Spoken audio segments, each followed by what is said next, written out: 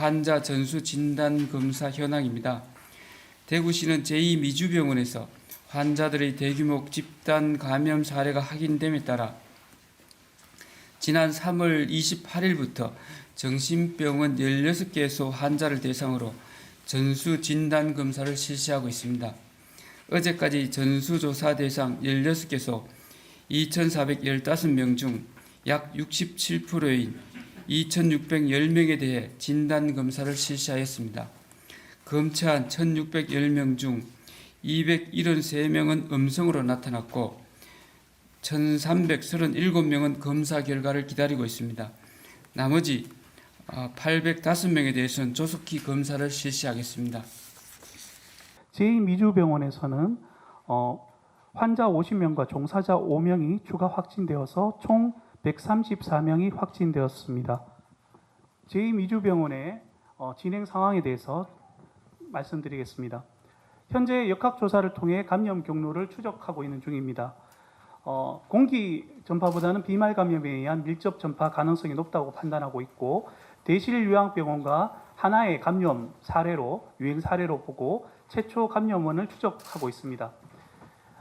저희가 추적하기로는 특정되지 않은 외부 감염원에 의해서 두 병원 중 한 곳이 우선 감염되고 이후 환자나 직원들 사이의 접촉이나 3월 18일 대실요양병원에 최초 확진자가 발생한 3월 18일 이전에 공동 사용되었던 엘리베이터 등을 통해서 전파됐을 가능성이 높다고 판단하고 있습니다.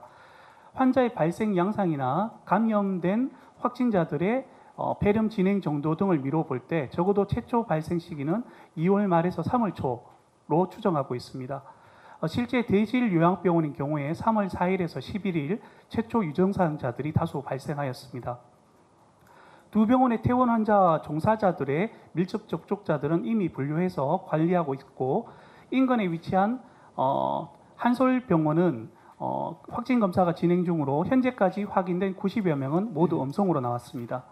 다른 층에 근무하고 있는 직원들 1층과 2층의 직원들 검사 결과 역시 모두 음성으로 나왔습니다. 한 가지 좀 더 말씀드릴 부분은 지금 제2미주병원의 코호트 격리가 진행되고 있습니다. 밀접 접촉자에 대해서 코호트 격리가 진행되고 있는데 코호트 격리 과정에서 종사자나 환자들의 감염 위험성이 증가한다는 기사 보도가 있었습니다. 여기에 대해서 조금 더 말씀을 드리겠습니다. 코호트 격리 대상자들은 일반인이 아닌 이미 감염원에 노출되어서 발병 위험성이 높은 사람들입니다.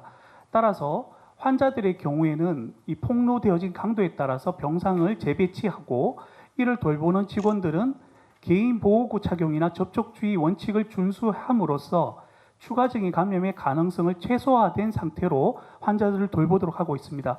그러면서 주기적인 검사를 통해서 확진자가 발생하는 경우에 최대한 신속히 전원시키는 형태로 운영이 되고 있습니다.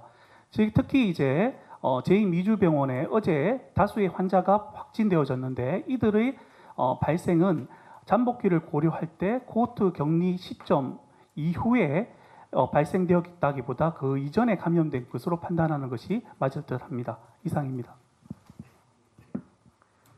예, 이어서 질의응답 시간을 갖도록 하겠습니다.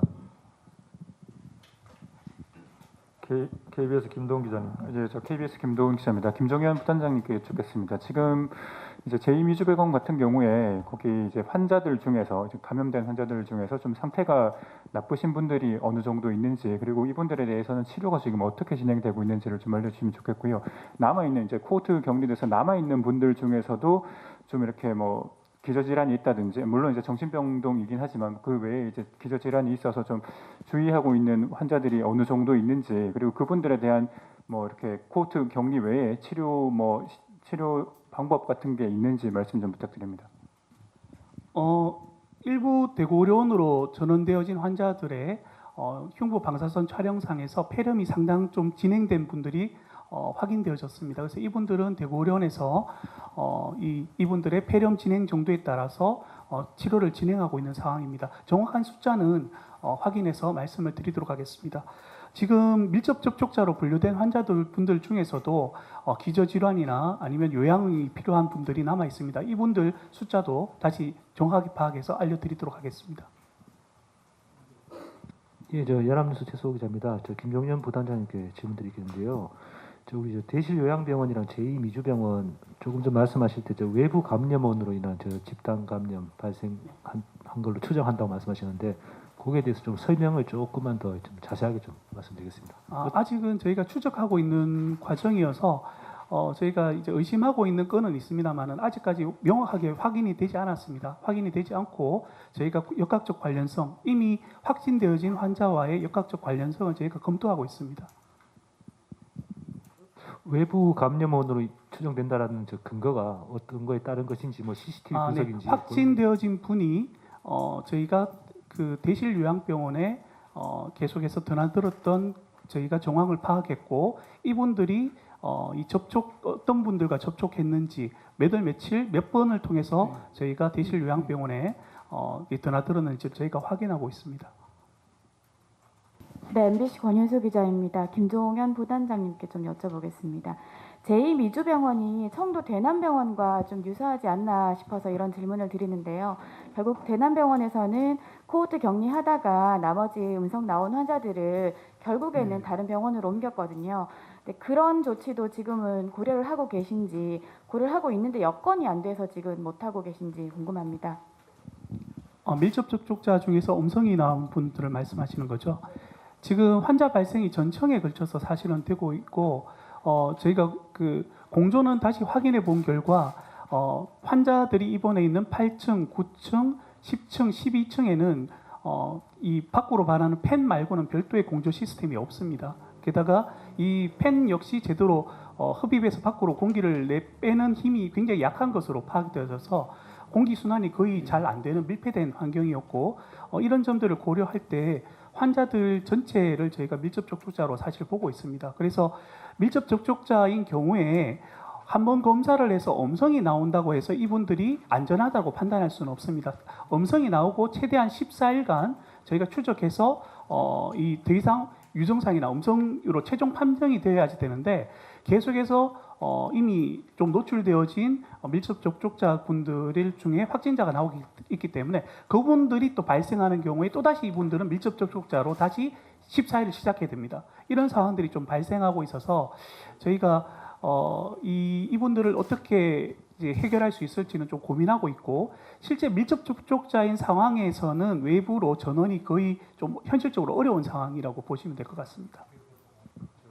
김종현 부단장님께 여쭤볼게는데 아까 저 대실요양병원이랑 저 제2미주병원 저 확진자가 이제 기존에 확진 받은 분이 내부로 드나든 정황이 좀 나타났다고 하는데 그러니까 확진자가 어떻게 저 외부에서 자유롭게 드나들 수 있었는지 그건 어떻게 좀 파악이 되는지 좀. 확진으로 받으신 분이 확진되기 이전 시점에 이제 거기 드나든 정황을 저희가 포착했다는 거고요. 사실 저희가 어차피 여러 가지 다 방면으로 열어놓고 감염 경로를 추적하고 있습니다. 추적하고 있고 그런 정황을 저희가 찾았기 때문에 이분과 어쨌든 이분은 확진되어진 분이고 하기 때문에 이분과 실제 환자와의 이 접촉이 있는지를 저희가 좀 확인하고 있다라고 말씀을 드리겠습니다. 그 외에도 다른 가능성을 모두 열어놓고 저희가 지금 찾아가고 있다고 말씀드리겠습니다. 오늘 정례 브리핑을 모두 마치겠습니다. 감사합니다.